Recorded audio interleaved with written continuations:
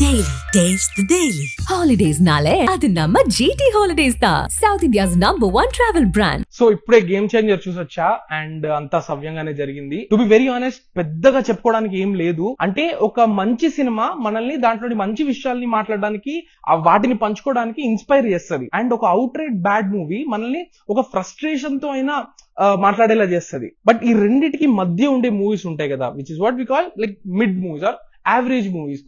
అవి మనల్ని పెద్దగా మాట్లాడడానికి ఇన్స్పైర్ చెయ్యవు. And unfortunately game changer at least నా దృష్టిలో ఆ కోవకి చెందిన సినిమా. I'm not saying it's bad, it's okay.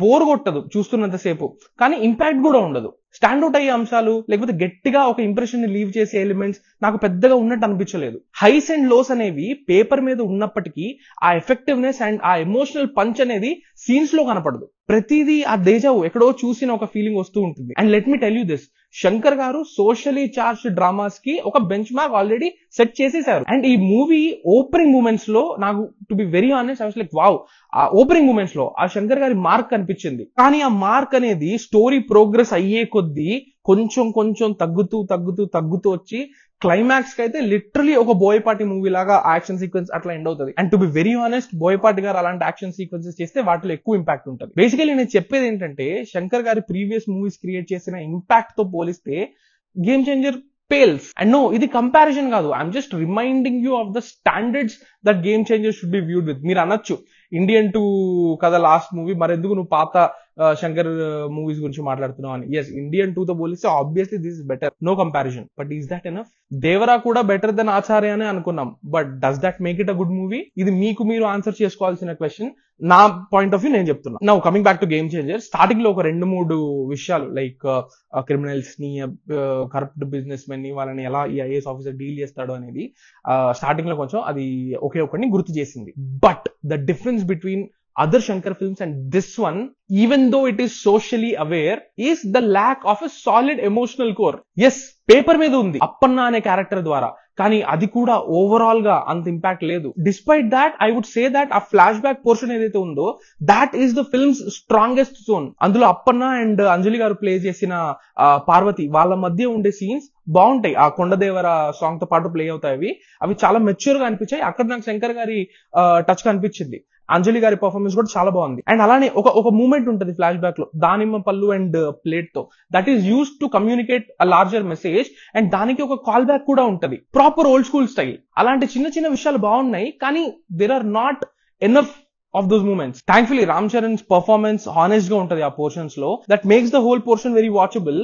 కానీ ఓవరాల్ గా ఆ ఫ్లాష్ బ్యాక్ కూడా అంత హార్డ్ హిట్టింగ్ గా అనిపించలేదు నాకు. మేబీ టీమ్ కొంచెం లైట్ గానే ఉంచుదాం అనుకున్నారేమో, కానీ ఈ మూవీకి హార్డ్ హిట్టింగ్ మూమెంట్స్ కావాలి. ఫర్ ఎగ్జాంపుల్ ఒక డెత్ ఉంటది సెకండ్ హాఫ్ లో, కొంచెం ప్రీ క్లైమాక్స్ ఆ జోన్ లో. It's very important to the plot, కానీ దాని ఎమోషనల్ ఇంపాక్ట్ కూడా జీరో. అది అయిపోద్ది and characters just move on, film also just moves on. అక్కడున్న రష్ మిగిలిన సీక్వెన్సెస్ లో, అన్నెసెసరీ సీక్వెన్సెస్ లో కనిపించదు. As always the love story is barely functional. ఆ లవ్ స్టోరీని యూజ్ చేసి రామ్ నందన్ క్యారెక్టర్ గ్రోత్ కి యూజ్ అయిందని చెప్పడము, that's very what you call very old. ఒక 90s స్టోరీ టెల్లింగ్, ఓల్డ్ స్కూలే but not good. And here Advani play చేసిన దీపిక అనే క్యారెక్టర్ కూడా it's just functional. That's the problem I have with Game Changer.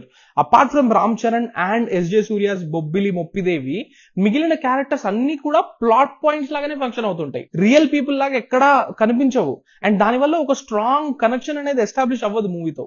And ఇవి కాకుండా కొన్ని కామెడీ సీన్స్ ఉంటాయి, especially Sunil గారి ఇంట్రో ఒకటి, అదైతే straight out of bad 90s comedy. I don't know why they chose that. It doesn't add anything to the film, to be very honest. Okay. Now coming to what has actually worked, obviously the confrontation between Ram Nandan and Moppidevi. Second half లో elaborate గా నడుస్తుంది అది వాళ్ళది, ఆ cat and mouse game. అది and it is set against the back drop of an election. That was fun.